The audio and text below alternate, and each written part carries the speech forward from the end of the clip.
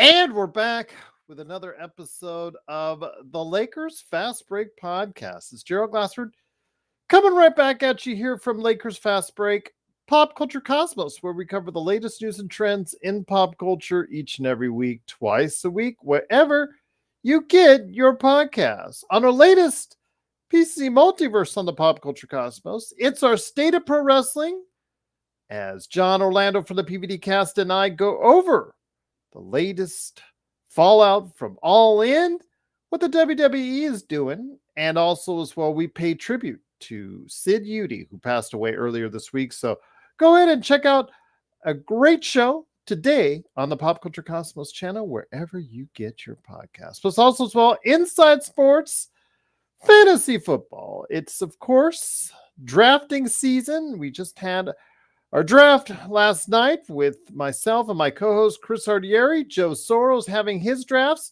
So we give you some advice on our latest episode, and hopefully we will be able to have one more episode before the season starts. So go ahead and check it out. Inside Sports, Fantasy Football. Plus also as well, speaking of Joe Soro, he hopefully will be joining me tonight. Not 100% sure, as he said, but if he does, remember he's the Ox 1947 behind LakersBall.com. And of course, he is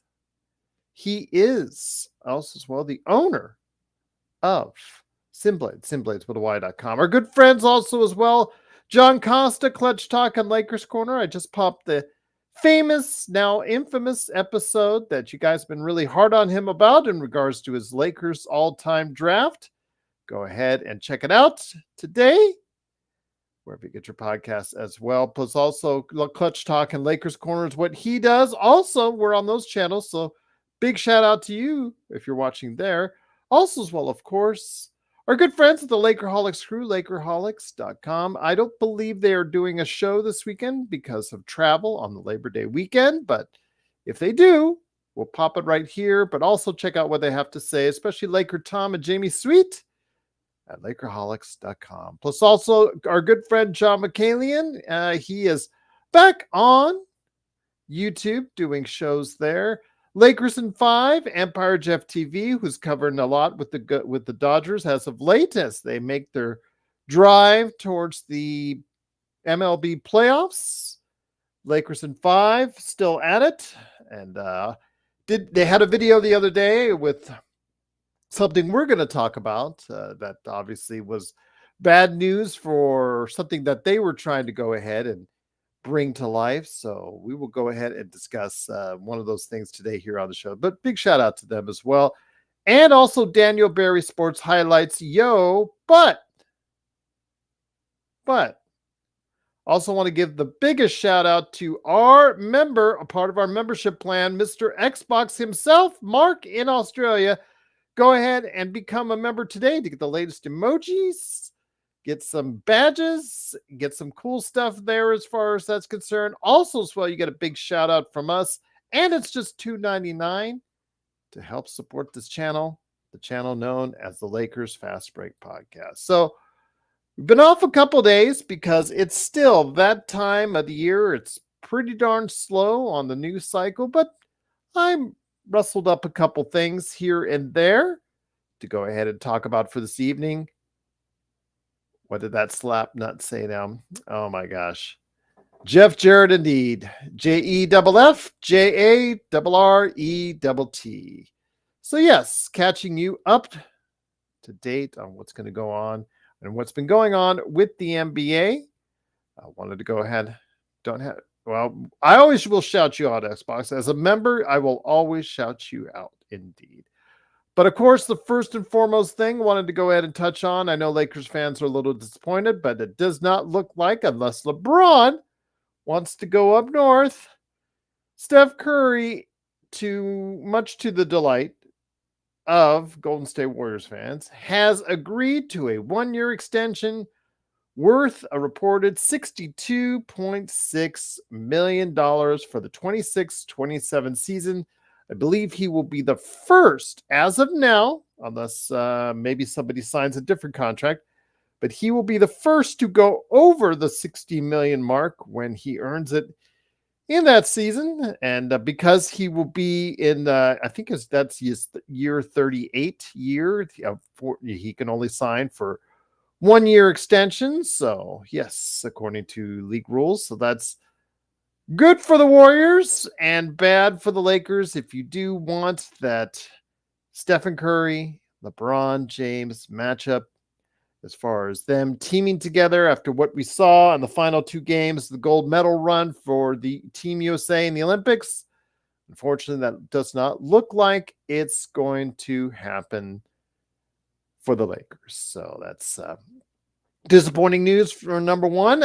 Second disappointing news for the Lakers is if people were hoping a reunion for Ivica Zubac to the Lakers, could still happen starting in the offseason next season. But in order to do so, the Lakers would have to go ahead and pay right around $20 million because Ivica Zubac, congratulations to him. He just signed a 3-year extension worth just under $60 million.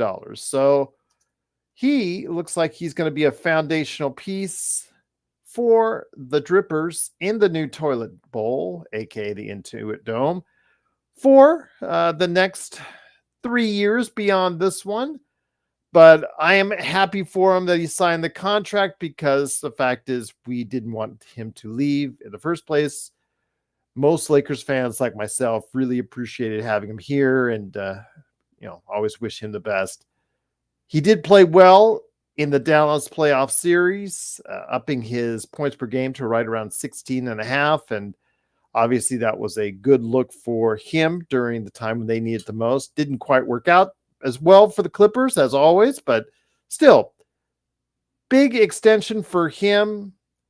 Doesn't mean that he will totally be out of range for the Lakers going forward, but the price for him has gone up. And fortunately, that's going to be for the next 3 years. Looks like he's going to be probably a solid part of the Clippers rotation through then. And also as well, if you were interested, like I was at times, when Laker Tom was always coming up with his Miles Turner trades, I was always asking him to add in TJ McConnell as far as a really, really steady backup point guard, one of the best backup point guards in the league. And as we saw during the Pacers playoff run, he was actually really solid in that playoff run. At times, he was causing quite a bit of frustration out there for teams. I believe New York would probably attest to that. But for him, looks like some good times indeed as he agreed to himself a 4-year, $45 million extension, taking another potential free agent off the books. It's not exactly the most unaffordable contract in the world because it's going to be about right around a little over 10 million each and every year. So the Lakers still want him. They can go ahead and get him. But yes, as with Ivica Zubac, the price has gone up as well. Yes, Joe, the Lakers don't get Steph Curry. That's what I was saying. I'm glad you're catching up and catching on to what we're talking about here on the show. Truly appreciate you joining us. It is, of course, Gerald Glassford getting you up to date on the news. Little tidbits. Since Joe looks like he's not going to be on there. So, yes, JSJ. Yes, I did see the action provided by Bronny James and some workout videos. I guess playing very well. Of course, remember, we don't see the other end of it as far as or anything he does wrong. We just got clips of what he did right against some NBA level players. Again, I'm not very impressed. I got to see it on the court in a real regulation game, whether it's the G League or the NBA, before we can see actually what's going to be done with Bronny. But speaking of Bronny, I want to go ahead and mention that Bronny has been told by Dad that he is only allowed to call him certain names during the course of a game. And one of those names, conveniently, is not Dad. So by default, he can't say Dad at all on the court to his own father. He can call him Braun 2-3, Goat, I believe, is one of the nicknames he can call his dad on the floor, which is, I don't know. I think people have got a little bit put off by that part of it. I mean, even though he is one of the greatest of all time, he's still kind of a little bit egocentric, a little bit. But hey, one of the things you can't call Braun on the floor is dad, and you know he's going to hear about it, and so is Bronny if he gets on an NBA court. Again, I've said before, I think they should just go ahead, put Bronny on the court, second quarter, play him a couple minutes, first game, then send him right to the G League and let him develop from there. And just, yeah, because he's not going to help you this season. Come on, guys. No matter what workout video that you're watching, the reality most likely will be he is not going to be able to or be in a position to help you at all right away. So, yeah, that's absolutely. Xbox is already laying in with the jokes right there. But it is, of course, the Lakers Fast Break. It is Gerald Glassford. Thanks so much again for watching, listening. I just thought I'd catch everybody up on the news. And the one thing that the Lakers do need is obviously some kind of consistency off the bench, someone to come in, especially at the 4 and the 5, to provide some type of offensive skills, and someone that we were hoping that would come to fruition on that last season was Christian Wood. Christian Wood signed a 1+1, decided after a terrible season, injury filled and just basically not very productive season with the Lakers, decided to go ahead and pick up the second year on his contract. But he says he's in much better shape now, feeling good. And he says he is going to come back with a vengeance. Was his, I believe I'm paraphrasing, but I don't think I'm far off, because I think he did say he was going to show the world that he is for real. And he aims to be coming back with a vengeance this season. Again, I have to see it to believe it. Like the same thing with Bronny James, but yeah, just wanted to mention that. Yes, Christian Wood says he is coming back with a vengeance this season. Now, the thing I ask each and every one of you out there, is this believable? I know to Juan, who had mentioned a couple weeks ago that he is convinced, even before Christian Wood actually said that he was going to be like that. Yes, Christian Wood is going to, according to himself and to Juan, play at another level this season. So I don't know if you believe it. Again, I have to see it to believe it. I'm not counting on it, but it is what it is. And I will tell you now that if we do get a consistent output from him, obviously that's a big boost to the Lakers' chances for being competitive this season. But if not, it will be very problematic for the team. The fact is very uncertain as far as you get past number 5 on the depth chart for the Los Angeles Lakers. So with that being said, I don't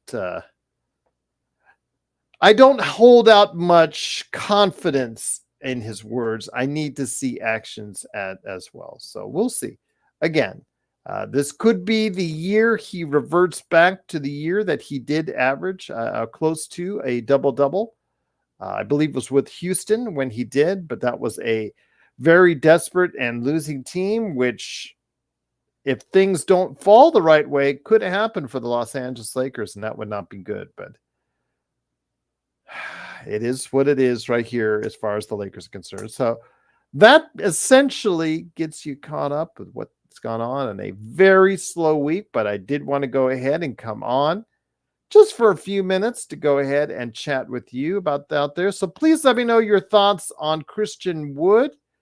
Do you think he'll come back with a vengeance? Are you convinced that he is still a player that can go ahead and make a difference in a ball game, or do you think it's just talk? But yes, Joe Soros says he says what's great in the comments is that he doesn't see Cool Bro commenting on it. So I think that will be something that he delights in. So there you go. JY says, who's going to be the scapegoat this season, Gerald? I lean towards which role player? JY, if we base things off last season and we get the same kind of productivity from the same individuals coming off the bench as we did this season, then there's going to be a lot of scapegoats because I have to see it. I am not convinced that Christian Wood will come back with a vengeance per se. I'm not convinced Jackson Hayes will find any kind of defensive instincts during the offseason because he's a terrible defensive center. I'm not convinced that anyone in the back end of the rotation, starting with player number 6, is going to be able to help the Lakers consistently. Jared Vanderbilt, you saw how bad he was on the offensive end, did provide some defense and can provide you with some defense. But if it's 4-on-5 on the offensive end, that could be problems for the Lakers. Gabe Vincent, he was out almost the entire season. Is he the player the Lakers sign that can actually be, bring back his streaky shooting, but can also play some hard-nosed defense and be at that level that he was at times with Miami? I don't know. It's the distance and the time away from that period in his time is getting quite far. Also, as well, again, I mentioned Jackson Hayes, Christian Wood. Those are your backup 4 and 5s, and that's a lot of trouble right there as far as a lot of big question marks. You've also got Max Christie. I know that Rodell, who absolutely worships the ground Max Christie walks on, will tell you all these great things about Max Christie. And then players like Cam Whitmore or Triple J in Miami, or let's say Brandon Podziemski, who are all contributing and playing major roles, wouldn't have a major role on the Lakers team. So, that's the case. Okay, but Max Christie getting that 4-year, $32 million deal has to start producing. Has no more excuses. There are no more excuses. You're saying he's young. Yes, he's still young, but he's in his 3rd season now. This is the season where most players take that next step to become whatever player they were meant to be in the NBA. And so we'll see with the Lakers. It has to be something. It's not a huge contract per se, so you can easily get rid of it if it does go south for you. But he has been very inconsistent, to say the least. You could blame it all on Darvin Ham all you want, but a lot of it is his own doing. When you play 60-plus games in a season, some of that ineffectiveness is your own doing as well. And Dalton Connect, I know Joe and others have said we don't want to rely too much on a rookie. Well, seeing the other choices out there, including Cam Reddish, who I talked about in the chat earlier, and Darren, I'm taking a breath just fine, thank you. It's not an excuse. Darren, you know how much I watch. So I'm going to say what I'm going to say, and it's based off a lot of knowledge. It's based off a lot of experience, and it's based off always on truth. So we've got a very suspect bench. So a lot of scapegoats can go ahead and be there. A lot of scapegoats are going to be there for as far as for the choosing. But again, there'll be fingers pointed if the Lakers do not win enough to get into playoffs. There's going to be a lot of fingers pointed at JJ, LeBron, AD, the starting lineup, the backups.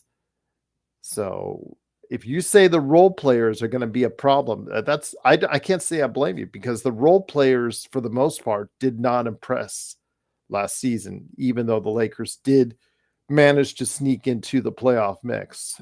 So we'll see what happens, though. But again, it's going to be a very interesting season based off of what we saw last season. And if you wonder why Vegas only has them at 44.5 wins, JSJ, we don't know if Vando's healthy for now. Let's see him out on the court. Let's see him out in training camp. Remember, when he got into training camp last year, he was already having foot issues. When he signed that extension that Rob mistakenly gave him, he was already injured or already feeling the effects of what would become his almost season-long injury.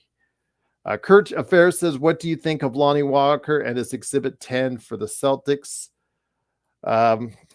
Obviously, the rich get richer. I mean, I know that a lot of people here in our chat had been very high on getting Lonnie Walker and, had been talking about bringing him back. I do know that injuries have derailed his career, but people are still very high on Lonnie Walker because they like the fact that he can be at times a good outside shooter with some athleticism. So we'll see. Again, Lonnie Walker did get to be a signing as far as the Exhibit 10 that they gave him. So in camp, they could easily find ways to bump them up. They're already over the tax. They're in Boston. So if they waive someone, if he proves to be someone that could be a regular rotation player for them, they'll just waive somebody or trade somebody off and just eat the taxes because they're already well in the tax. So it really doesn't make a difference at this point in time. ASJ says, who is our backup point guard? Well, it's Gabe Vincent, whether you like it or not. The Lakers have paid him $10+ million per season, JSJ. So at some point in time, he's got to be our backup point guard. Gerald, no, cool, bro. Don't embarrass yourself. Or at least I'll tell you what, you go ahead and do it. Just make sure you turn off the comments or else you are going to pay the price. Yes, I have, cool, bro. Yes, I have. But again, it's the Lakers Fast Break. Truly appreciate you joining us on this beginning to a Labor Day weekend. Truly glad to have you here. Richard said, if Reeves doesn't have a breakout year, we made a huge mistake not trading him. I agree, Richard. I agree because I'm still not convinced he shouldn't be a 6 or 7 man on a really good team. I don't know if he has it in him. Remember, he's an undrafted player. There were limitations to his game that a lot of people saw coming out of college.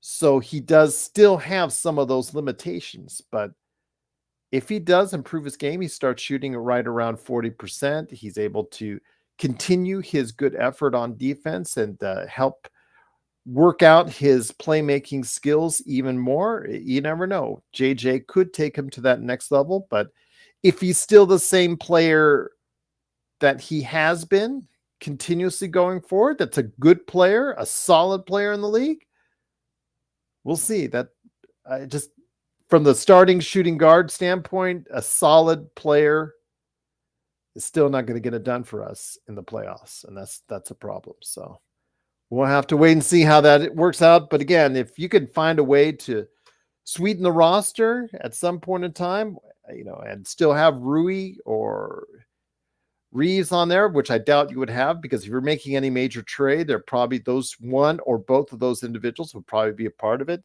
But if you somehow you manage to go ahead and keep them here on the team, at some point you got to say to yourselves, yeah, they would probably be best served to be your first 2 guys on the bench. That would dramatically increase the effectiveness on your bench because there's so many questions about our rotation once you get past player number 5 right now. That I have a lot of concerns with. So it is what it is.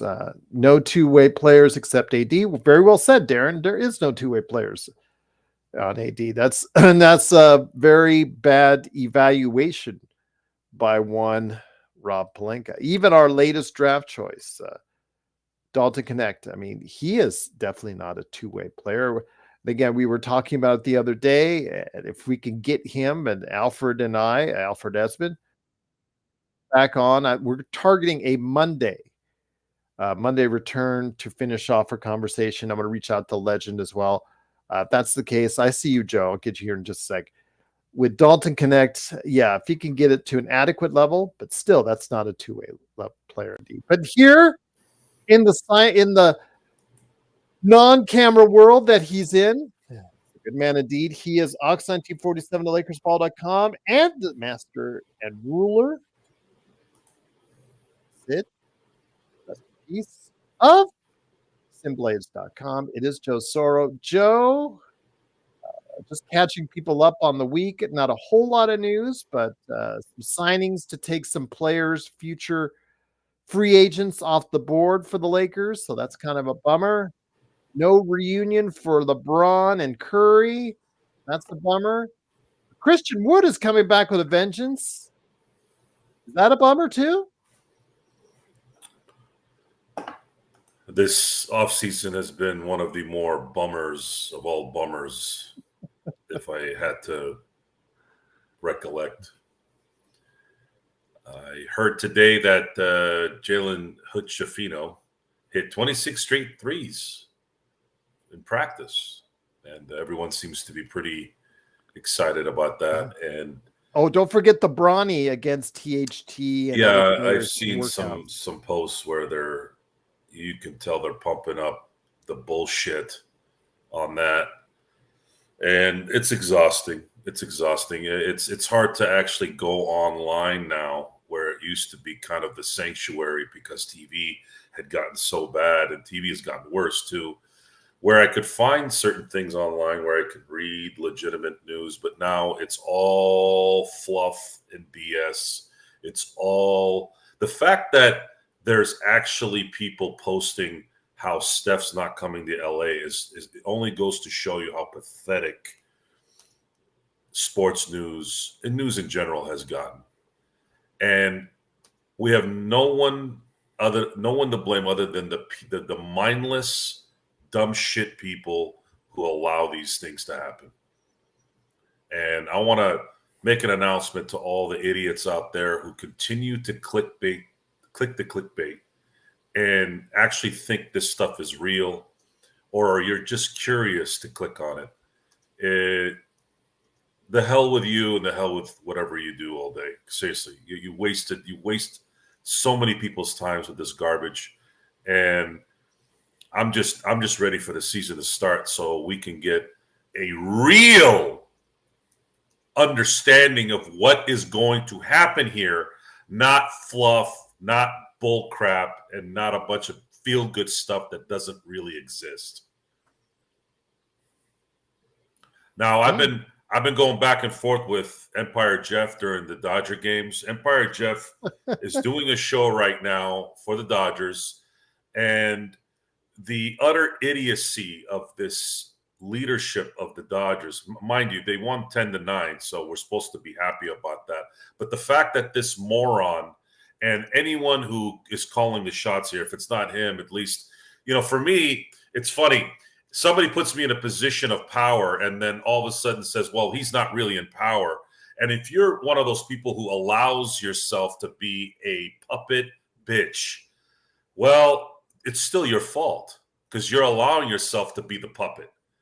If you're going to just be a guy that's going to go out there because some analytic call comes in and you're going to put in whoever you want on the mound, well, you might as well just at that point have some pride and have some freaking guts and tell your boss, you know what, that's not what I'm not here to do that. I'm here to manage a baseball team. But we don't have any of those leaders anymore. We have a bunch of pansies. We have a bunch of sellouts. And the results are what you see is losing when it matters. That's not me creating that. That's not me being negative. That's what the results are. Am I wrong?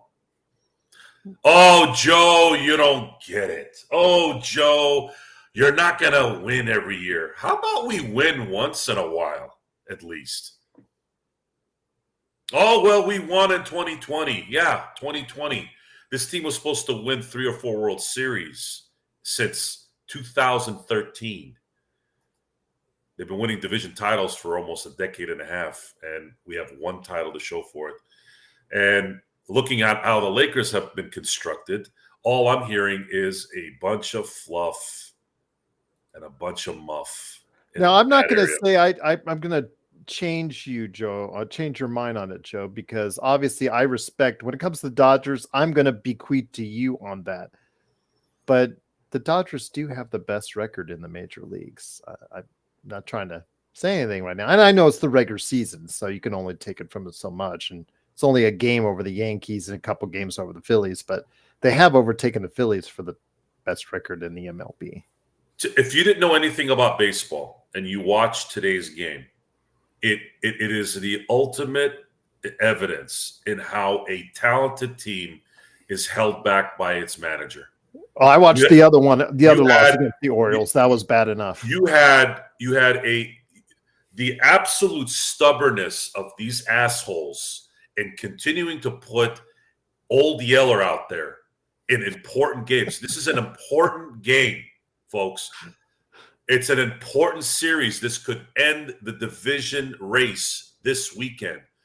But he puts Clayton Kershaw, who is a walking corpse, at the most important time of the year. And the result is the same every freaking time. Oh, he hurt his toe. Bullshit, he hurt his toe. Okay? They have to pull that out of their ass. He pulled his toe. Oh, yeah, okay. And then on top of that, you actually made two good decisions by putting Vesey in there and Brazier. They end 2 innings with 22 pitches, and then they don't let those guys in an already taxed bullpen. And you end up almost losing tonight because of it.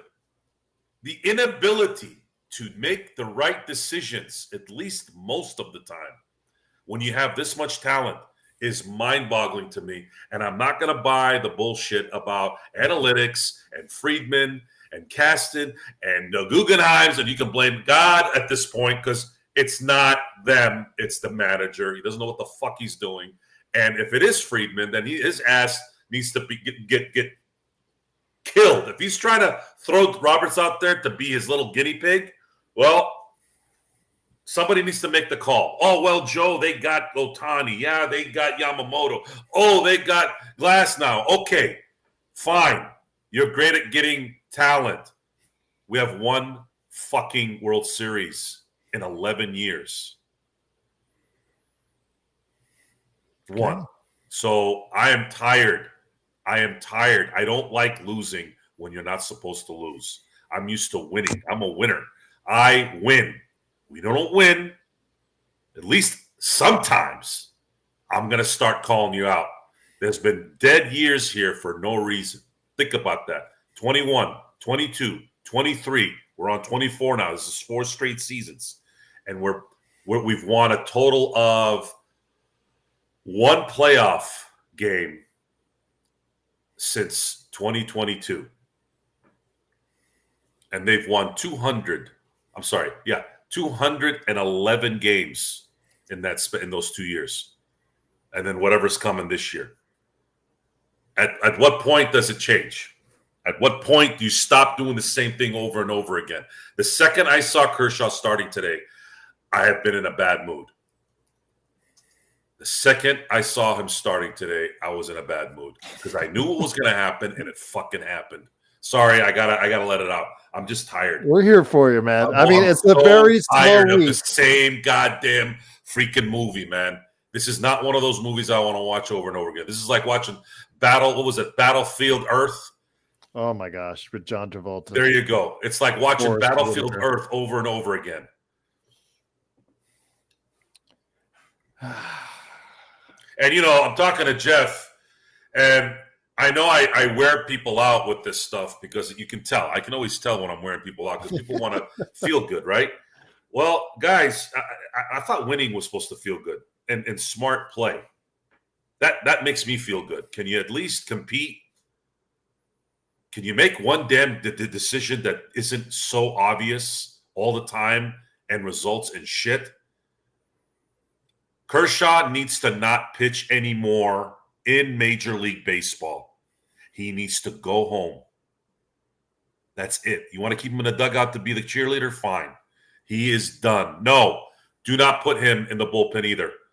Do not ever put him in the bullpen. If you need proof of that, go look at the divisional playoff run against the Washington Nationals. That's so just waive him at this point. At this point, let him just finish the season on the bench and let him retire. Enough of the one-year contracts. Yes, we love Kershaw. Yes, He's a Hall of Famer. Yes, it's over. It's done.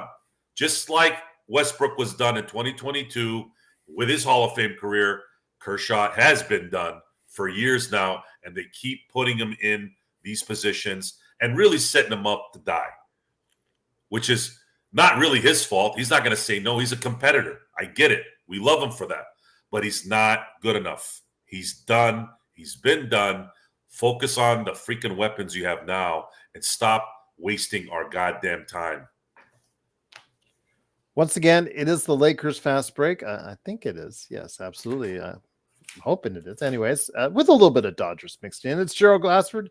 Thanks again for watching, listening. Truly appreciate it. Along with Joe Sorrell, the mastermind behind Simblades, simblades.com, and Oxlade247 at LakersBall.com. So getting to the other team that has disappointed since their 2020 title run, that being the Lakers. Joe, I know that you're upset about Clayton Kershaw, and you please feel free to vent about that all you want. We haven't even reached the Pittsburgh Steelers yet for you, and that comes soon enough in regards to that. But getting to the Lakers, not much in the way of news, but the one thing that did make me, two things made me laugh this weekend as far as and we'll get to the Bronny thing in a second, but Christian Wood saying he's going to come back with a vengeance. How much stock do you take in regards to that? I will say this before you say anything. He will have opportunities, despite whatever letters or emailers we get in. We will still get his opportunities because the bench is that bad, Joe. So if he's anywhere near decent or comparative to that one season he had in Houston where he almost, I think he averaged or cut quite close to a triple-double. There you go. But unfortunately, I have no belief that he will be coming back with a vengeance. If he could just get on by at this point in time in his career, I think that's the best he'll be able to do. I don't know what that means either. Christian Wood isn't that kind of player. Appreciate the confidence, but Christian Wood doesn't have enough focus for a 48-minute game throughout an 82-game season and then adding playoffs to that.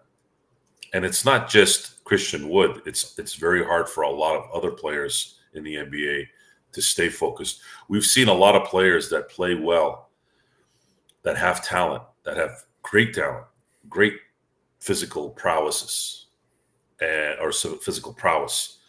But the NBA, there's a mental part of the NBA that very few people can kind of harness and really prepare and be focused game in and game out and perform at the same time. They're the great ones, the guys like Kevin Durant's, LeBron James, Steph Curry's, Klay Thompson's, Giannis and Joel Embiid. These guys are the great ones for a reason, MVPs for a reason. And then you'll have the let's say the all-star types here and there. Those guys can hold on a little bit more in that respect. But after that, it's kind of situational for most of these guys. They'll have really good games, and then they won't really have good games, and then they'll play really good for a week, and then they won't really play good for a month. And that's really what Christian Wood is he can go on a spurt. He's done it before, although I don't know if he's capable of doing it now. And whether that makes a difference for this team, at this point, anything that a big player on this team can do to help minimize Anthony Davis's workload, then yes. But see, Christian Wood is not that kind of guy to pick up the slack for 82 games. That's not his game, and he's not talented enough to do it. He can want to do it all he wants, but I don't think he prepares or his mindset is set for something like that. So I'm going to watch and I'm going to see.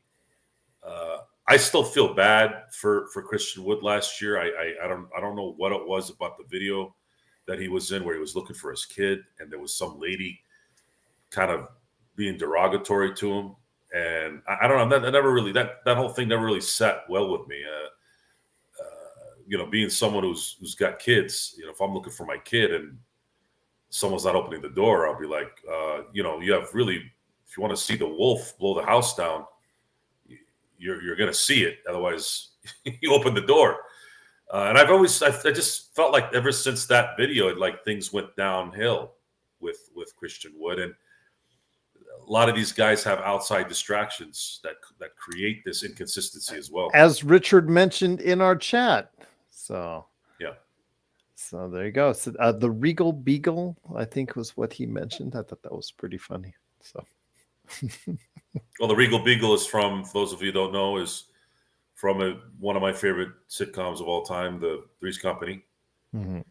Was my favorite up until I turned 12, 13, and started watching Married with Children. Ever since then, Three's Company 2. Yeah, Married with Children became my number one, and Three's Company is now in the 2 spot. Great time to be alive. I'll tell you that. You saw 2 of the greats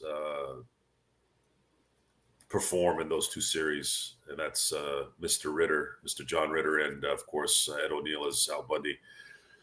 I highly recommend watching those shows. I think Married with Children started to kind of wither down a little bit after maybe season 7. They had 11 seasons before they were canceled. After season 7, probably maybe 8 even, the show started to get a little too, I don't know, played out. A lot of times sitcoms, in any kind of episodical show, you start to kind of see some redundancies and it starts to get mundane. And after a while, you're like, I'm not really getting this anymore, and maybe it's time to hang it up. Which is one of the reasons why I appreciated Vince Gilligan and his crew for stopping Breaking Bad at season 5. I actually do believe that 5 seasons of any episodic show is kind of the max. I think if you want to get the full, I guess, effect of an audience, you always want to leave when the audience wants more. I think it adds to the legacy of that show, and they were able to do that.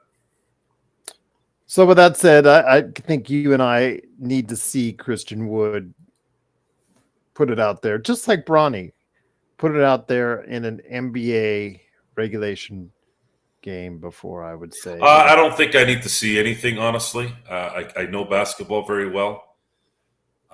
Christian Wood, before you'd say that it actually, he is coming back with a vengeance, or Bronny is, yeah, I'm sorry to say, folks, it's that those things are just not going to happen. Bronny has no business being in the NBA, and this is one of the worst nepotism situations I've ever seen in sports, if not the worst one. And Christian Wood can want to do all of what he wants. Unfortunately, he isn't physically capable and he isn't mentally capable of being that guy.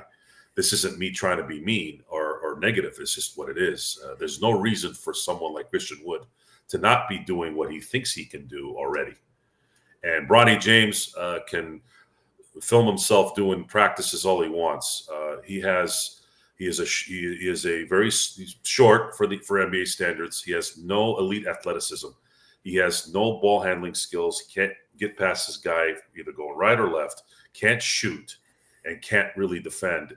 He can sit in an alley or in a lane and maybe steal a ball every now and then. That's about it. And I was just in hysterics when anytime he would get lucky and get a steal because he's just standing there in a lane, in an open lane, and all of a sudden everybody's saying, oh, well, he's going to be the next Marcus Smart. I mean, come on, folks. You all got to wake the F up and really, really, really realize what's coming.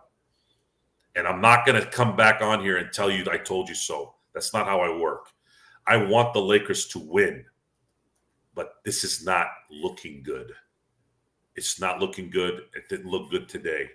JHS standing there hitting 26 threes with no resistance. What the hell is that going to do? NBA players all shoot well when there isn't resistance. That's why people are trying to find these, any type of momentum, hope, because of how disappointing those role players were, Joe. I'm not trying to justify them. I'm just trying to tell you I'm telling why. you right now, there's nothing to find. Okay? There's nothing to find. There needs to be pressure on this management and this ownership for the lack of skills and the embarrassment that they've put this team in. It's an embarrassment. It's been a waste of our time this last few years because they're just inept. They don't get it. They don't get it. They're not getting it. And the fact that they think that JJ Redick is going to be this guy who makes the right calls, whereas Darvin Ham didn't make the calls last year. Good luck. You're awesome. Good luck. That's one of our new. It's one of our new. Thank you for subscribing. Truly appreciate it. Again, thank you for subscribing. We're here to dash people's dreams, as some would say.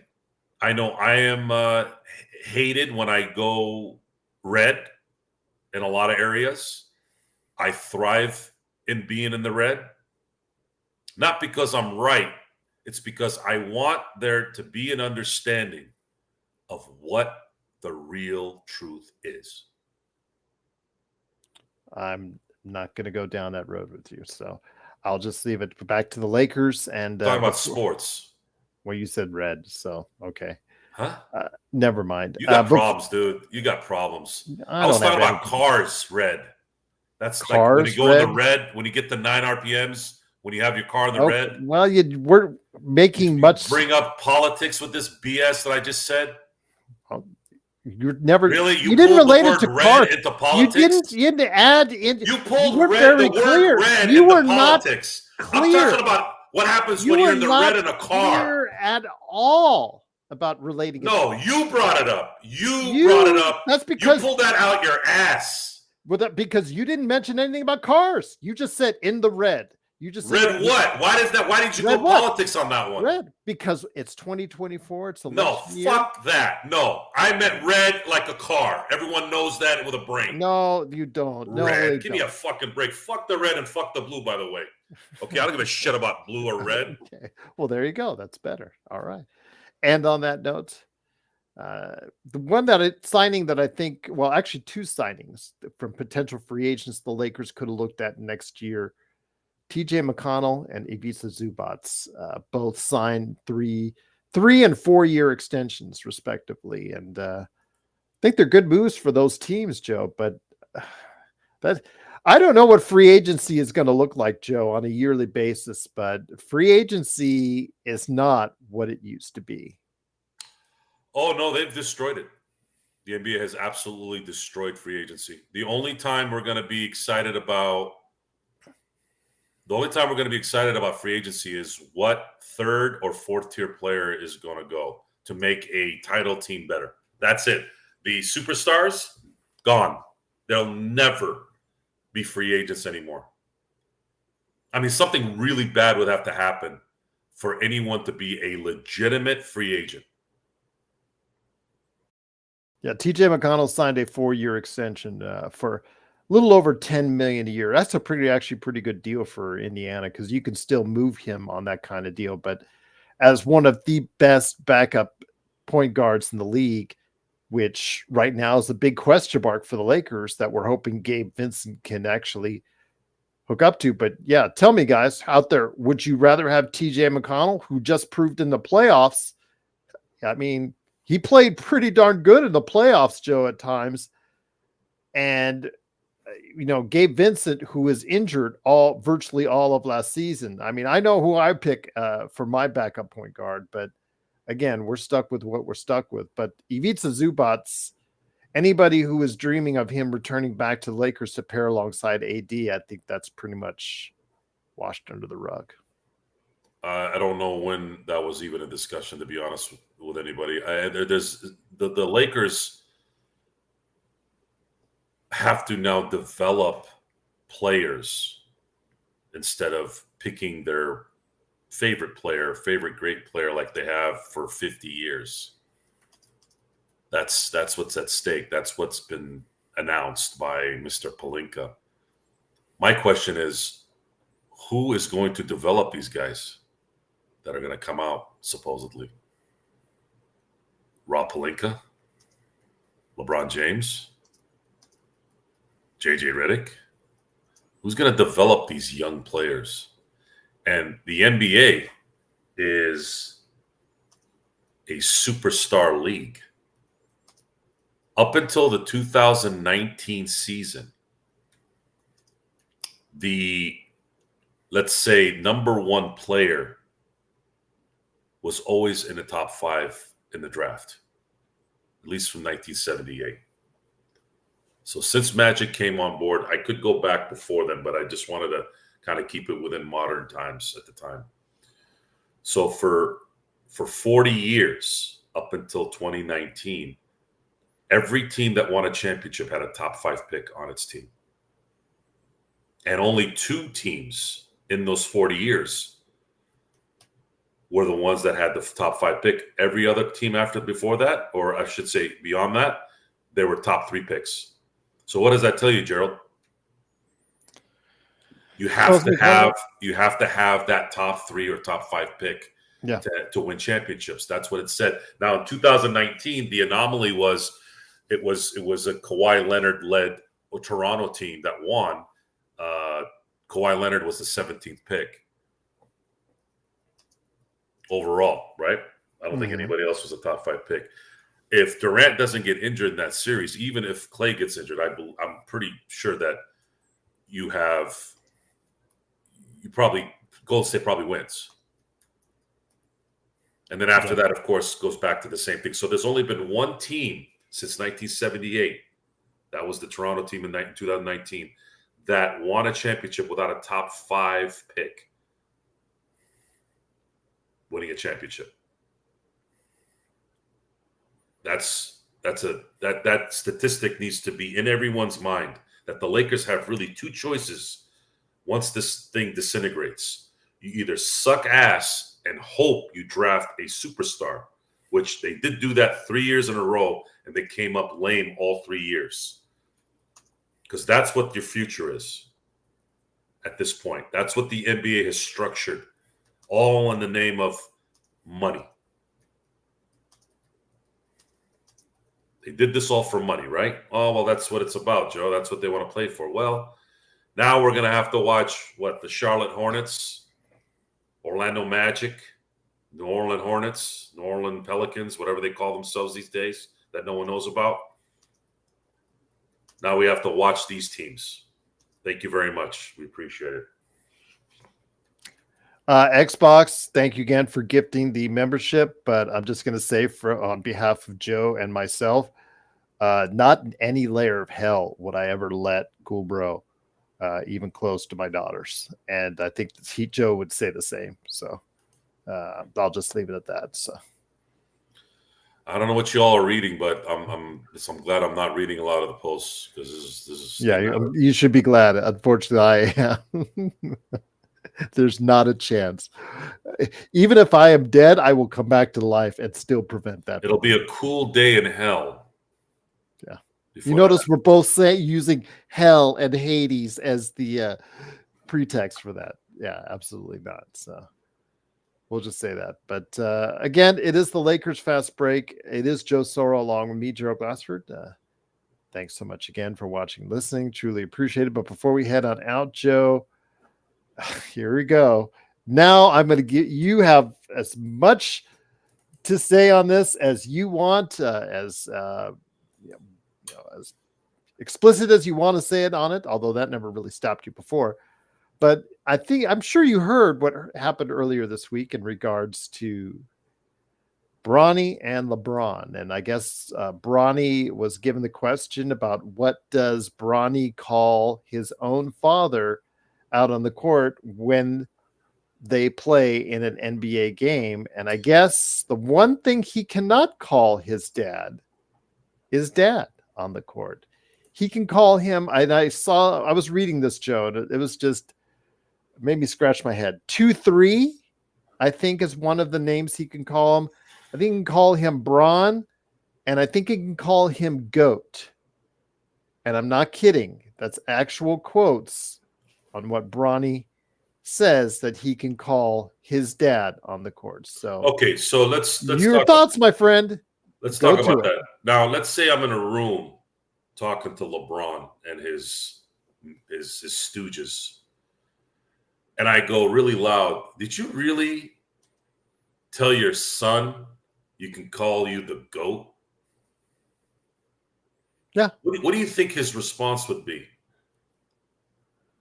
That's just. He doesn't know me. I'm in a room and I go, did you really say that your son should call you the GOAT?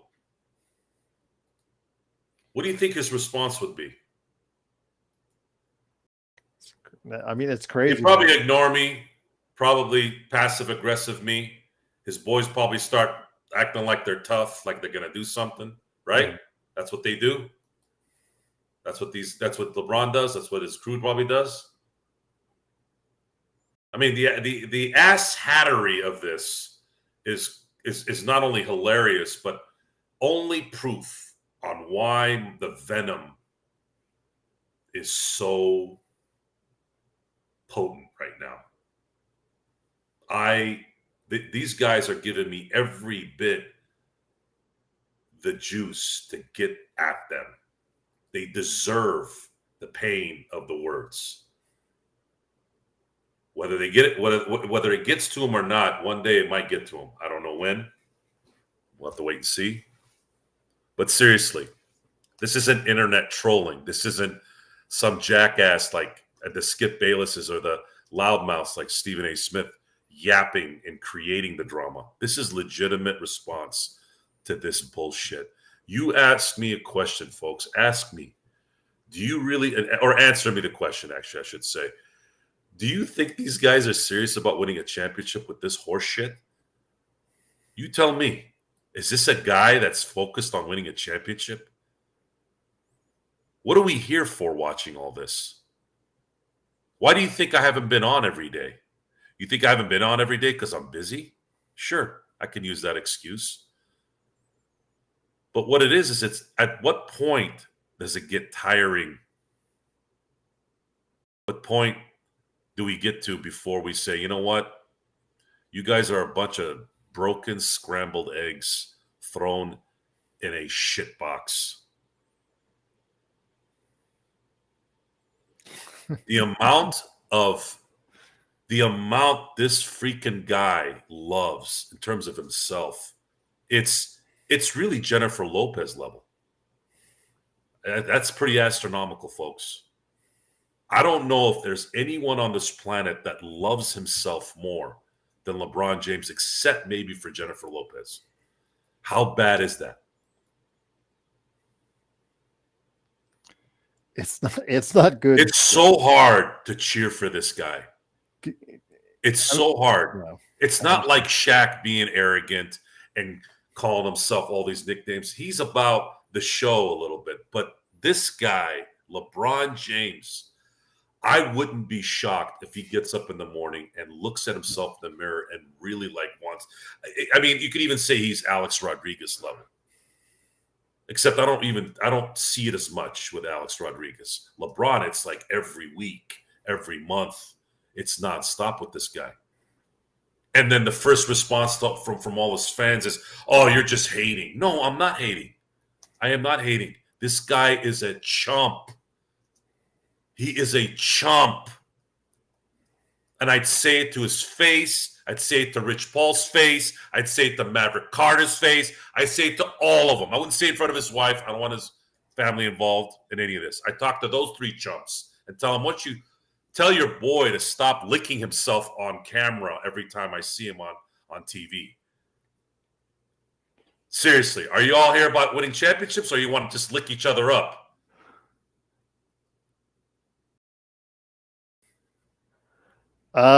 Cool, bro. That's a tough question. And Joe can't see it, so it's up there, though. You all know I don't like anything that I don't like. I can't stand the shit that I don't like. And it's why I don't have problems in my life. I don't have bad friends. I don't have bad family members roaming around. I don't have bad neighbors. I don't have any of that shit because I don't allow it around me. I don't. And I've been fortunate that I have the physical presence to avoid a lot of that initially, but then, of course, the voice and the attitude adds to it as well. People stay away from people that they don't really know what could happen. And that's good for me.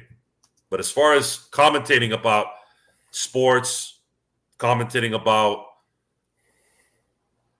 the idiocy and the arrogance of these people who else is going to say it? Who else is going to say it with legitimate backing besides trying to get clicks? I'm not here to get clicks. I'm not. You've heard me compliment LeBron a lot about his play. Okay, there are things you cannot deny. He is one of the greatest players that has ever played in any sport, let alone basketball. But what will always keep him away from the top spot is the fact that this fucking guy cannot stop sucking his own ass. It's exhausting listening to him talk. Seriously, it's exhausting. I just wish I could turn everything off and just watch him play basketball, but we don't live in that world. No. That world left us a long time ago. And I really wish I could say it. I really wish I could say it to his face. Maybe because no one will say it to him because people are trying to get at him. People are trying to get something from him. Right? That's why he probably doesn't hear it to his face. Most people are not confrontational. They're not going to say things like that. But maybe in the future I'll be lucky that the word gets out. But by then it'll be too late. He'll be retired. That won't matter at that point. Once again, it is the Lakers Fast Break. It is Joe Soro along with me, Gerald Glassford. Thanks again for watching this. And just catching up on a rather slow week, but thought we'd get that in there for you. We haven't been here in a couple days. A big shout out to our newest member, Bloodhound, courtesy of Xbox and Xbox himself. Truly appreciated. Kurt, no, I'm not the goat of anything. Just want to be best I can here to provide you entertainment. But Joe, he can go around the workplace. I think you guys mentioned it, that he could go around the workplace calling himself goat, but I don't think he does that as well. But Joe, before we head on out, the major question of the day is, do you hate Cool Bro or LeBron more? I don't know if I hate any person directly. There's no reason to hate. I hate people who hurt children. I hate people who hurt women. I hate people who murder innocent people. I hate things, but I don't hate people. Like I don't hate LeBron or Cool Bro. Cool Bro's just not my kind of people. And neither is LeBron James. And when I say they're not my kind of people, it could be you don't operate like I do. Now, Cool Bro is still young. Maybe he'll get out of that mode, but yeah, he's only 15. I don't have the patience to deal with kiddies who are not with it. Because you have two of your own. Yes, and my kids are badasses. As are mine. So there is, and that's not me playing dad and being favorite. No, my kids have respect. My kids understand what's going on. They have manners. And that becomes an important thing. I don't like to brag about it, but because a lot of kids their age don't know how to speak and their parents let them talk the way they do, yeah. The kids learn very, very, very early that they do not. Respect is important. Because I've made it very clear, the whole age thing. Every time I would run into a wall, the age thing would flourish out of nowhere. Oh, well, they're 5. Oh, well, they're 8. Oh, well, they're 12. Oh, well, they're 80. Like, well, at what point does somebody start handling their business? When they're 74? Oh, no, now they're old, so now they're cranky. Fuck that. No. I'm raising 2 girls. They're going to have respect. They're going to be mature. And they're going to obey the laws. They're going to obey the rules. I don't care what the hell's going on inside, maturity. I don't give a shit. We didn't hear that shit going on. I never heard that shit growing up. Everybody in my household when I was growing up, we didn't deal with that stuff. You screwed up. You got dealt with. Now, Here's the great thing about my upbringing. When you didn't fuck up, there was no noise. And that's where ultimately I give all props to my parents, God rest their souls. When you didn't screw up, they left you alone. And I'm teaching my kids the same thing. You bring home the grades, you don't get in trouble, you stay active and be in good shape and eat well and do all that stuff, do the things you're supposed to do, get your sleep. I'm going to leave you alone. Do what you're supposed to do, and you can do what you want to do. There are other things that they have to be, that are 100% my call, and they understand that. But other than that, going back to the subject at hand, I'm just not a nice guy in traditional social terms. I don't give a shit. I don't give a shit what anyone thinks. I like how I am. I do what I do. And it does spill over to the sports world because most of these guys have their asses kissed because a bunch of assholes want something from them. And I'm very proud that I'm someone that I don't give a shit how rich you are. I don't care what you have. I don't need anything from your ass. And if you're doing stupid shit, I'm going to tell you. That's it. And I know it's entertaining on the show, which adds to the fun as well. Cool Bro says, I may goof off a little bit, but Gerald, I'm truly grateful to have you and Joe as influences. You have even made me better as a person. Okay.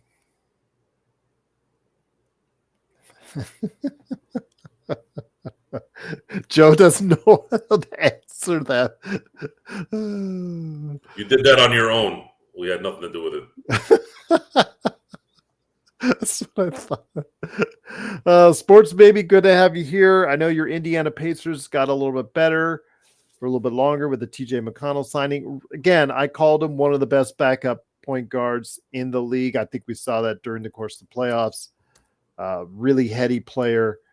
You signed him on a pretty good deal, just a little over $10 million, but four for 45, I think it was. And then Ivica Zubac, that was the one I think that hurt me the most because, again, I didn't want him to leave in the first place. For all you Lakers fans, I will just say it one more time. Mike Muscala. Yeah. Who's retired, by the way. Just want to let you know that as well. So, yeah, He might as well have been retired 10 years ago. Yeah. That one did not age very well either. The Reggie Bullock trade, the Russell Westbrook trade. You're saying, oh, well, Magic did those trades, a couple of those trades. Well, Rob was in the room. No one can deny that Magic Johnson had no business. He had no business running a team. Magic Johnson is good at two things: being Magic Johnson, number one, and playing basketball. No, Kurt, I didn't enjoy the 2 months of Mike Muscala. I saw from the very beginning how much potential Zubac had from the very beginning, and the Lakers just weren't patient. They were trying to figure out the center rotation, and they let him go. And they let him go for a bag of chips, and unfortunately, the bag of chips grew stale very quickly. And you know what? The Clippers, the Drippers, as much as we hate them, as much as we say clip's going to clip, at least they got that one right. And now they signed him to a 3-year contract extension. So he is off the table for next summer. Although you could trade for him realistically, but it's just going to cost you around $20 million over those 3 years. So we'll see. Gerald, now that we officially established the Lakers aren't winning this year, why watch? I mean, we're here because of you. So if you don't watch, come back to see us. We'll tell you how good or bad it went. But in bad years, good years, mediocre years, I mean, if we're going to continue to go ahead and do what we need to do to get to where we need to get to, Joe, we got to be here, or at least somebody's got to be here. I'm watching because of the people on this show, and I'm not lying. I was gonna watch. I'm gonna watch, but I wasn't gonna be as dedicated this year because I didn't want to support. I don't want to continue to support these people, but I'm willing to take the hit on that to talk to you to the folks who have dedicated their time in watching us. I know it's hard sometimes listening to me. I know, I get it.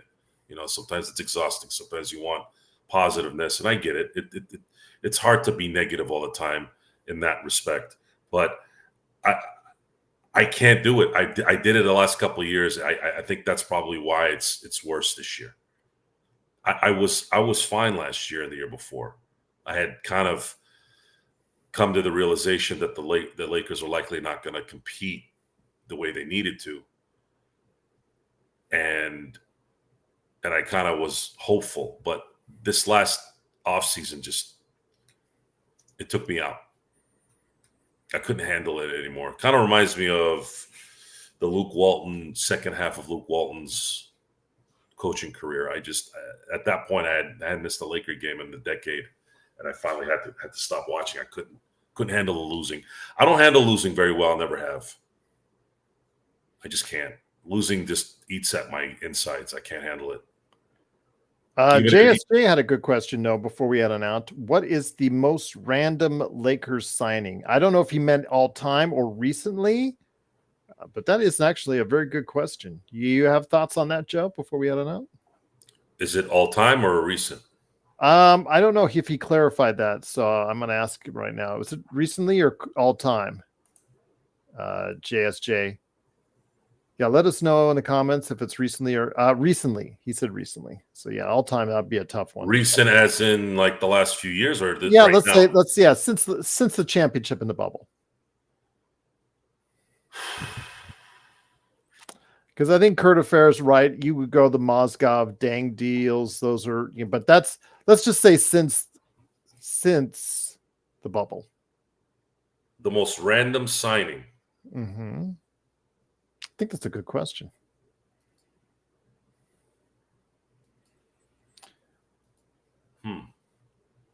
I wasn't particularly high on the Cam Reddish signing, which a lot of you guys were. That wasn't the worst. My thoughts are still. I think the most random signing was Max Christie. To be honest with you, the fact that he's getting $8 million. I thought that was very random. For the 32? Okay. I thought that was very random, yeah. Because I'm thinking about it since 2020, 2021, 2022, 2023, I don't really remember any random signings. Every signings they had were, okay, yeah, I get it. They were going to sign THT because they wanted, he played well in 2020 as a rookie, and they thought maybe he had some promise. I didn't think Marc Gasol was a random signing. I think they needed a big, and they got him. Montrezl Harrell was part of a trade, wasn't he? Mm-hmm. So, or no, he signed as a free agent. Sorry. Did Harrell sign as a free agent? Yeah, and I was very excited about it because he was kind of the energy guy. Oh, it was Schroeder was a trade. You could say Gabe Vincent was, yeah. I thought that was random, but you also kind of needed him as well. I'm still puzzled at this Max Christie signing. I cannot figure out how a team. Who are they competing against? Yeah, they were competing with no one. They could have paid him $4 million and not have to worry about asking LeBron to take a pay cut. What the hell? The only reason you pay Christie $8 million a year is if you actually think he is going to be a rotational player who's going to make a difference. That's it. Either that or you're stupid. You have to be dumb other than to have that thought. Are they going to come out and say that? Well, we thought he was going to play better. How did that work out for you last year? You signed everybody last year. You signed Gabe Vincent to a contract. You signed Jared Vanderbilt to a contract. You paid all these guys. The only one that lived up to the contract was AD. And in the case of Max Christie, not only has he not lived it up yet, but again, he's a second rounder, just going into his first 2 seasons in the league. You could say that still has time to develop, but the Lakers spent millions of dollars just to draft him and to move up into the draft to draft him in the first place. So they've invested quite a few dollars on a guy that hasn't given you as of yet any consistency as of yet. Broken record at this point. Mm-hmm. And but the Harry Giles. Awesome. Well, thank you, Richard. Appreciate it. You becoming a member. There you go. Absolutely, getting our memberships up there. Hello, gents. I see Joe as being as warm and charming per usual. That's just who he is. That's just who he is. What's up, Jeff? Give me something positive to talk about. You missed his Dodger rant, Jeff, because I think you were doing your Dodger show. Jeff, you're going to sit there listening to our talk and not tell me that Dave Roberts is the biggest freaking moron in baseball? I mean, could he have not created a bigger dildo of a freaking call all game long? You saw the game. How many pitches did they use? 50? Like I told you at the beginning of the game? All because he cannot get that hard-on off Kershaw. You open up one of the more important series of the regular season. It's like a playoff atmosphere, and you fucking start Clayton Kershaw. You tell me if I'm wrong. No, I'm not going to relax. I'm done relaxing. If the Dodgers don't win a World Series today, I'm gonna fuck all you all up. You're all gonna hear it. You're all gonna hear it even worse.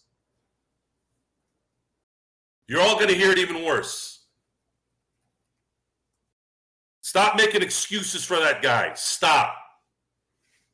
I'm done talking about nonsense. The results, baby. It's about the results. I'm in the results business. You don't create results. I don't care how, what, and who it is, or what, or where. Results is all that matter.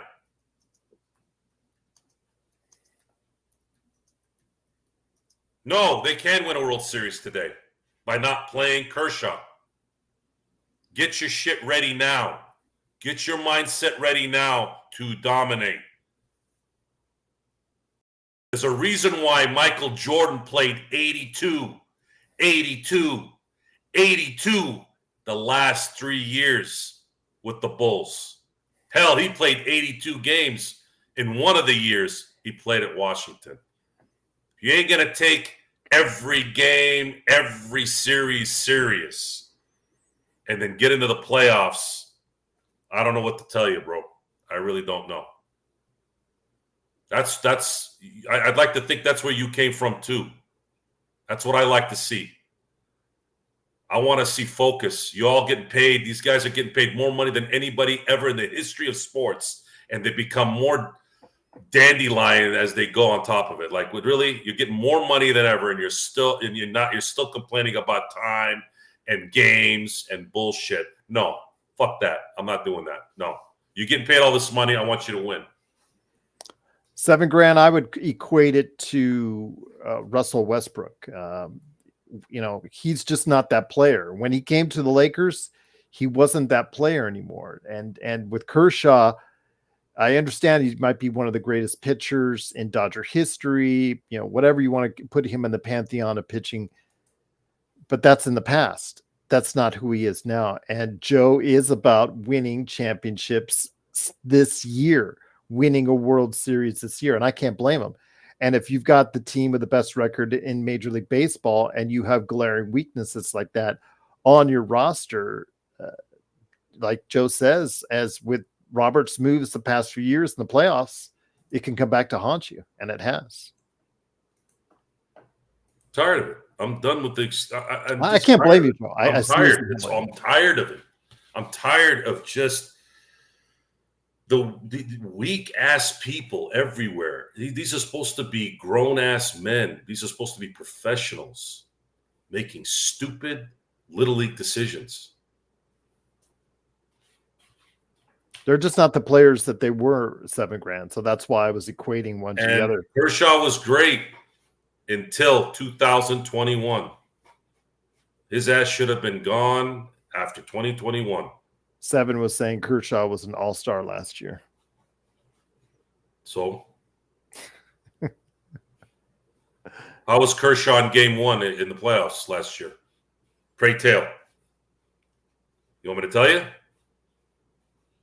Y'all want me to pull up the video? I don't give a shit about all-star games.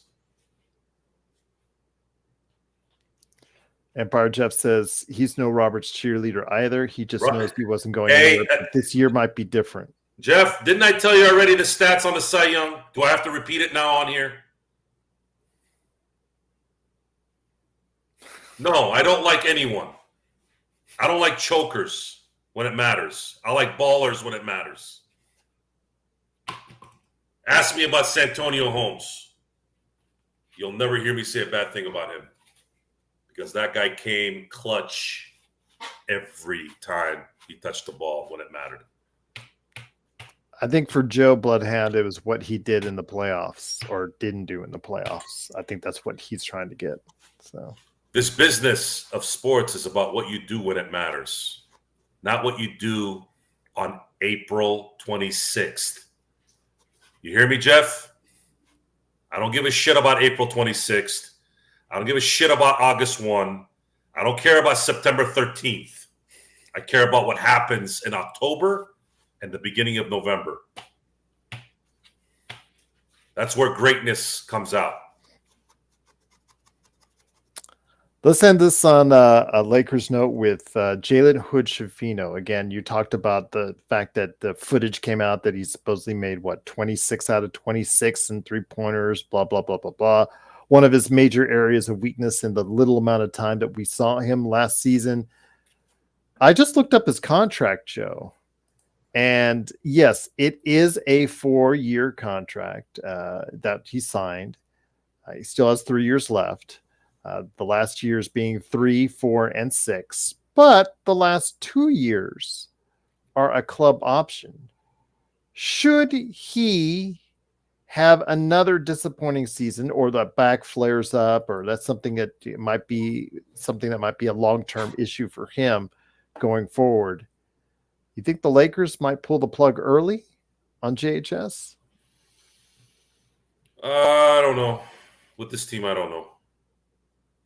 I don't know if the team Rob option, Pelinka pick. The team option is for next year. It's for the next 2 years. The last 2 years are club options. The 2025, 2026 is the team option. So that means after the season's over, they have a team option to not pick up his contract for his final 2 years of his current contract. Yes. Right. Now, I don't know if they're gonna. I think they might pick it up just to see if they can. We'll give the first round pick 3 years at least, and then if he sucks after 2026, then they could probably let him go. I did want to mention this to you. Thank you, Xbox, for reminding me.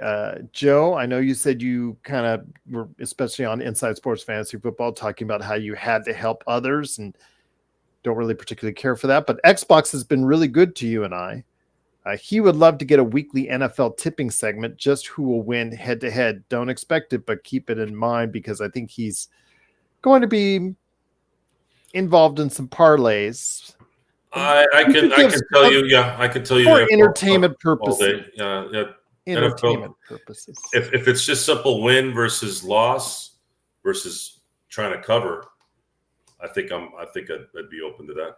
I know Inside Sports Fantasy Football, once the season starts, we will be, or at least my good friend Chris Sardieri, when we go to the doghouse, we'll be giving you some picks you might be interested in for entertainment purposes only. But yeah, Joe, on this show or Inside Sports FF, you're more than happy to do so, my friend, if you wish to help Xbox and to give anyone some advice on your knowledge, again, for entertainment purposes only.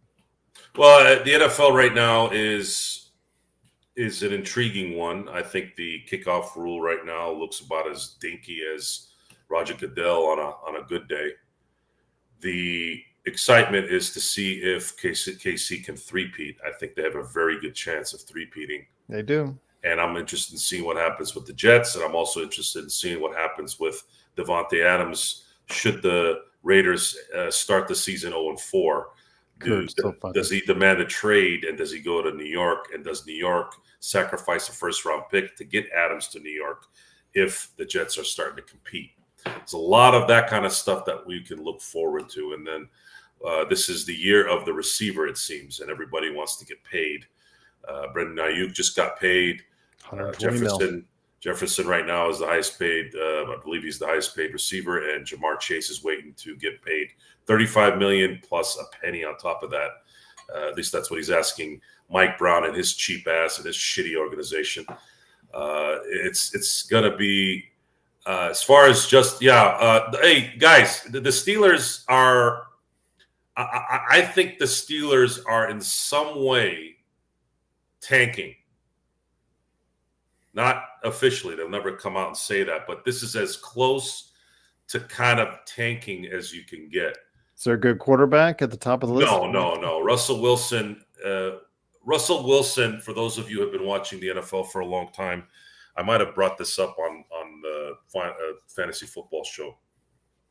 Russell Wilson, his trajectory is very similar to Bernie Kosar. He had a 10-year run and then hit a wall and could not, and just splattered like within minutes after that 10th year. Russell Wilson is finished. And as far as his backup, Mr. Fields, Justin Fields is not an NFL quarterback.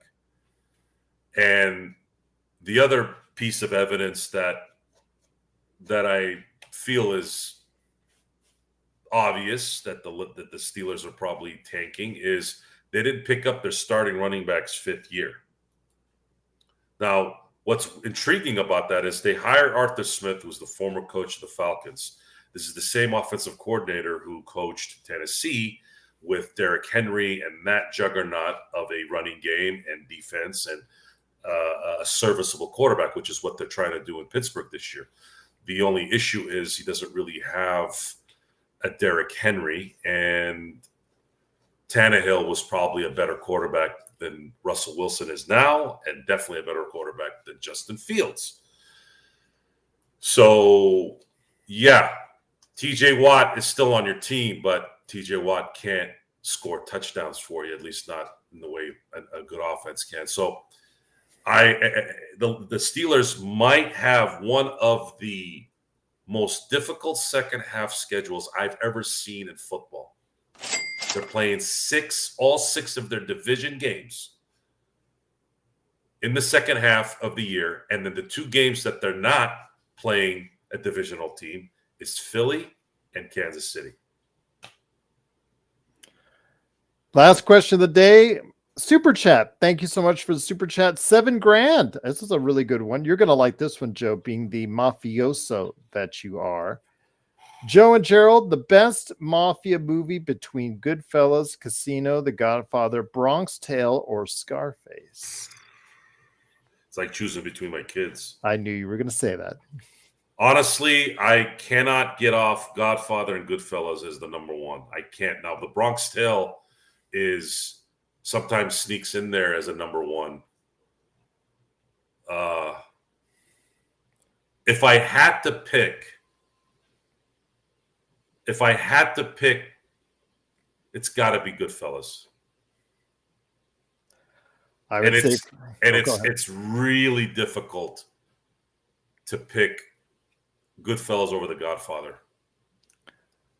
For me, if you look objectively, if I look at it objectively, I would say The Godfather as far as a manufactured film from a it's the best film out of the 6. But I'm just saying, which one do I want to watch the most?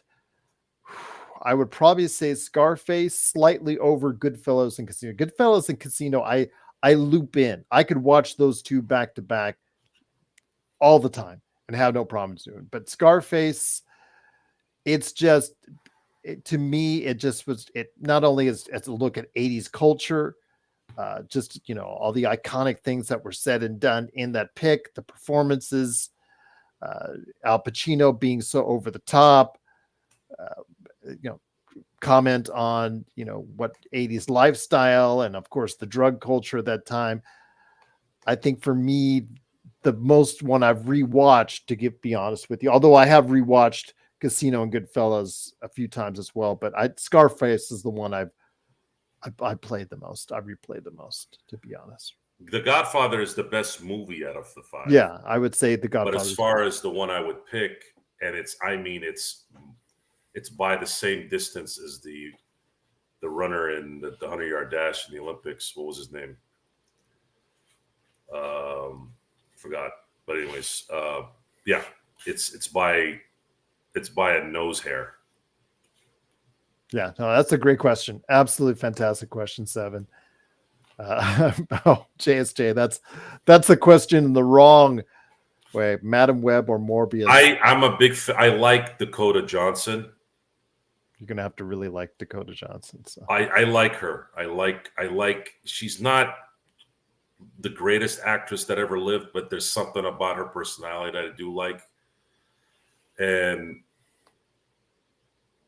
the fact that she commented about that movie and how things didn't work out only adds to the fuel that the behind the scenes people who run those movies are just not knowing what they're doing.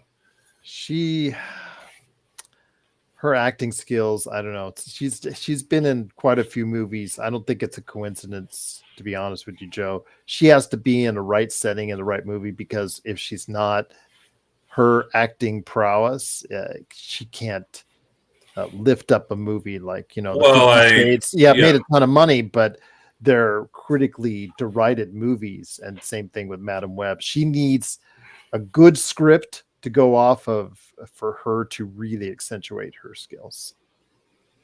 So. Yeah, I'm not. You're not going to go watch an Arnold movie and hope that you're watching a critically acclaimed type film, right? Yeah. She kind of falls in line with that. But I like her. One of the things I like about her is she, and maybe it helps because her mom is Melanie Griffith and her dad's Don Johnson. But a lot of times those kids turn out to be a bunch of jackals, right? She didn't become a jackal. She has a presence, a regular presence in all that muck. So I have a lot of respect for her for that. And she plays the roles that she should be in well. I think she does really well in them, and I have a lot of respect for her for that, because I think she does it well. Stick to what you do well, and she's done well. I never watched the Great 50 Shades of Grey, so it's not that. I'm a fan of hers because of small parts that she's done and just her overall attitude as well over the years. The movies like Social Network, and there was this, I always forget the movie, but there was this funny dating movie she did that was funny. And usually I don't like those movies, but she was funny in it, and I always kind of got a kick out of the movie. But yeah, boy, we talked about everything today, didn't we? We did. Covered a lot of ground. Yeah, 7 ground. Thanks for that list. That was a very tough answer, because I bet you in about an hour, my brain's going to be like, how the hell did you not pick The Godfather? I mean, this is a movie that I've read the book. This is a movie I've watched the movie maybe 50 or 100 times. It's a phenomenal film. And A Bronx Tale is phenomenal. And Scarface, you're talking, if somebody said pick your 5 movies that you're going to watch for the rest of your life, it'd be these 5. It probably would be these 5. It would. That's a good list.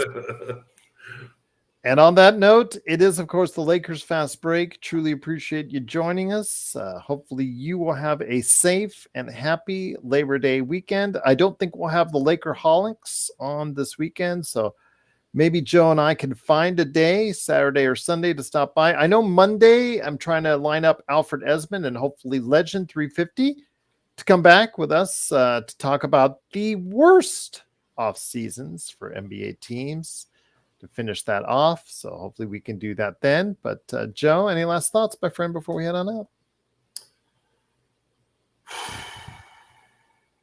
out? Goose, you got to watch A Bronx Tale. it's close to a perfect movie. It's the closest thing to a perfect movie. I highly recommend it. The Godfather, in terms of its translation 50 years later, is phenomenal. And then, of course, Goodfellas. I'll never forget, we had a friend of ours who never had seen Goodfellas. This was 20 years ago. And we pressed play. At that time, it was DVDs, right? Yes. And the first scene, sorry guys, if you haven't seen Goodfellas, if it's a spoiler, cover your ears for about 2 minutes. But the first scene is Henry, Joe Pesci's character and De Niro's character, Henry played by Ray Liotta, God rest his soul. They have somebody in the trunk, and then of course they hear rumbling. They think he's dead, but he's not in the trunk. And then they come out, or they stop the car, check the trunk, realize he's still alive, and then there's a scene where Joe Pesci is stabbing the character in the trunk, repeatedly, and all you hear is knife and bone, and all of us start laughing just because you have Joe Pesci going, "A motherfucker's still alive," and he starts stabbing him, and all you hear is and we're sitting there. We've seen this movie probably 400 times by then, and we're laughing our asses off. And then we all look at our friend who had never seen it before. His eyes are bulging out of his eyes, and he's like, "What the hell did you guys just put on TV for me to watch?" He looked at all of us and said, "You guys are sick people," and he left. That was probably my favorite movie watching moment ever with people. That guy was so terrified by what he saw, and that's probably my favorite moment in terms of watching movies with somebody. Big shout out to Laker Nick before we head on out. He and I were conversing back and forth. I'm trying to get him on a show to hear what he thinks is coming up in the off season. So Laker Nick, if you're watching this, hit me up, my friend. Where is Laker Nick? He and I did converse. I wanted to check in with him. He is doing well. He's just been busy doing his thing, as you know what he does for a living, Joe. So, yeah, he's been really busy, but he's just said he wishes best for the Lakers channel and going forward for this Lakers Fast Break that we do. But hopefully I can get him on. I want to get on all of our good compadres, get L Rob on, get some other guys on that normally you don't see on an everyday basis to hopefully get wind of what their thoughts are on the Lakers coming up. Jay, American Psycho, my God, that movie. Oh, talk about comedy. Oh my God. I've quoted that film nonstop since 2000. It never ends. I mean, the fact that two of my most testosterone movies, I'm talking the stuff that makes me either really, really laugh really hard or just pumps me up, both were directed by Catherine Bigelow and Mary Herron, both women. So Point Break, in my opinion, probably the greatest bro movie ever. Sorry, Fast and Furious, but I got a special place for Patrick Swayze. Patrick Swayze. A lot of people use the word underrated for anything. No, I don't use underrated for anything. Patrick Swayze, between 1989 and 1994, was the baddest movie star in the game, in my opinion. He made some movies that just were off the charts. And American Psycho, though, my God, and one of the things I want to say about that, and props to Mary Herron on that one. There was discussions about that they wanted Leonardo DiCaprio to play, and they had casted him actually for a minute. They wanted him to play Patrick Bateman, and Mary said, absolutely effing not. She said, if you put him in there, I'm done. And then what was great about the interview in that is she kind of stopped talking for a second, and then she kind of shook her head and said, I'm not going to direct the movie. I think he would have done pretty good as well. No, I think he would have done great, but she made Yeah. a very good point. She said, I'm not doing this movie when there's 13-year-old girls watching this. Sorry, I'm not doing it. And I just said that was like two mic drops. And I said, my God. And I know he would have done well because he's got the chops for it. But the crowd he brought in at that point. Yeah, that man, Mr. Christian Bale, that's his role. No matter how good Leonardo could have made it, that's his role. That's the number one. Goose says, fellow Temecula resident, by the way, Joe, go Simblades, local pool man. If you need it, someone tending to your pool who's on top of the game and all about providing quality service. By the way, Joe, who's a pool guy? Goose. He is he's a fellow Temecula resident. You're in Temecula? Oh, cool. And he said he's able to tend to your pool. Andrew Jacuzzi, I'm assuming as well, if needed. But okay. So give you a big shout out, Goose. We'll talk, man. We'll talk. Let's you hit me up. I'm on Joe Soro LFB on X, Sinblades_turf on Instagram, and then if you want to reach me on Facebook, I'm Johnny Blade with the Punisher logo on there. Yeah, absolutely. And then of course, if you guys want to email us, it's LakersFastBreak@yahoo.com. He followed up with a question. Do you like the John Wick films? I'm a pretty good fan of the films. I would probably go off the top of my head 2, 4, 1, and then 3. And then 2, 4, and 1 are really close to me in my eyes. But they're all really unfortunately for Keanu, I thought 1 and 2 he looked capable, which those are the 2 I like. Third one looked like he was getting old. Okay, I'm just saying. I didn't see 4. I thought number 3. You could tell he was good. He wasn't moving as quick. I think you'll like 4 if you get a chance to watch it.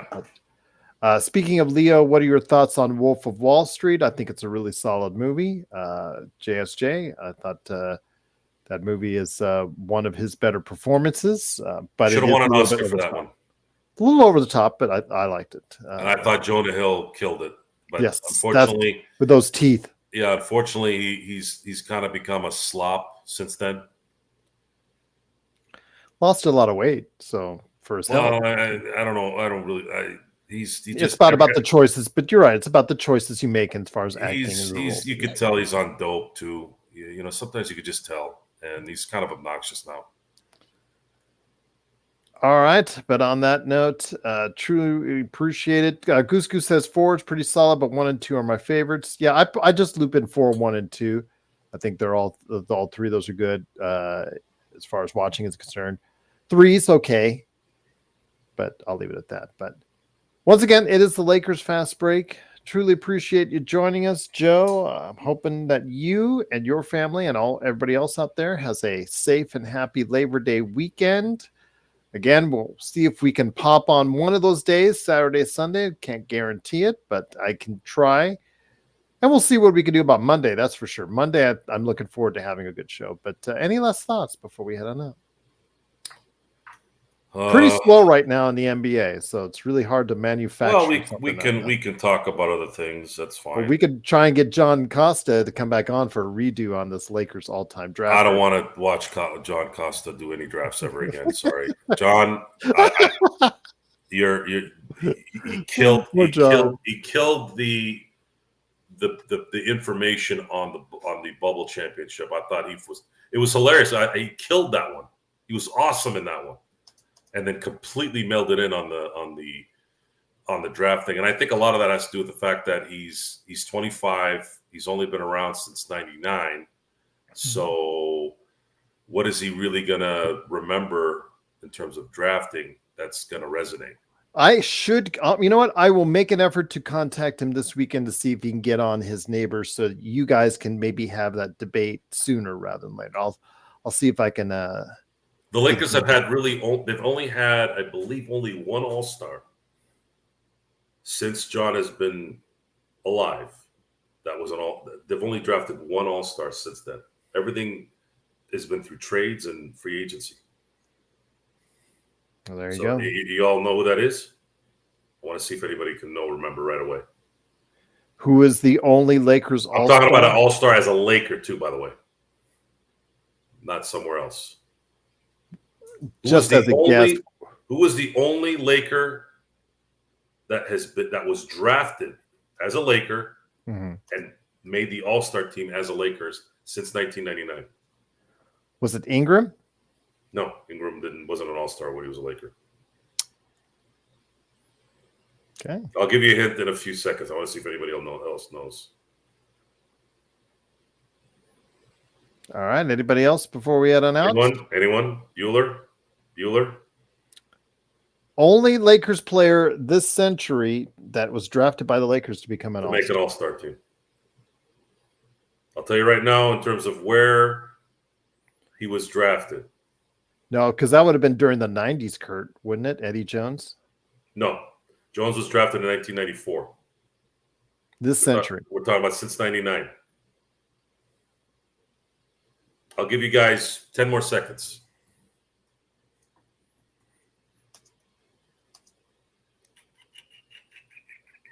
He was drafted in 2005.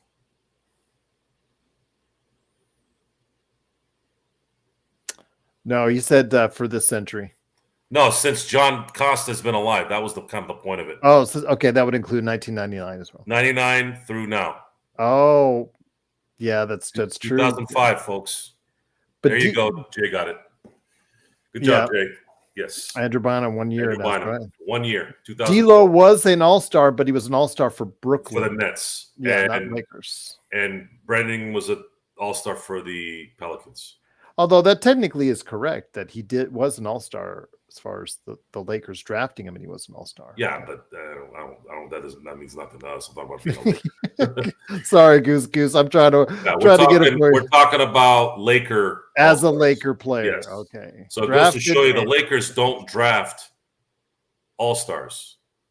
They take your stars. That's what they do.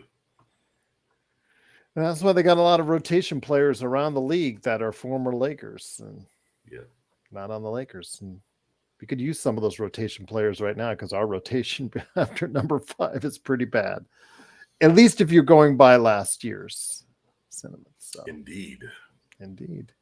But it is the Lakers Fast Break. I truly appreciate you joining us. Again, we will try to see if we can pop up something this weekend. But if not, we'll be back on Labor Day, giving you all the greatest things that we can in regards to the Lakers and who had a bad offseason. If you haven't checked out our other 2 shows on the offseason already, please go ahead and check it out. And I will see if I can get Legend and Alfred Esmond together again to go ahead and stop on by the show. But otherwise, wishing you a safe and happy Labor Day weekend. And as always, a great Lakers weekend from all of us right here at the Lakers Fast Break.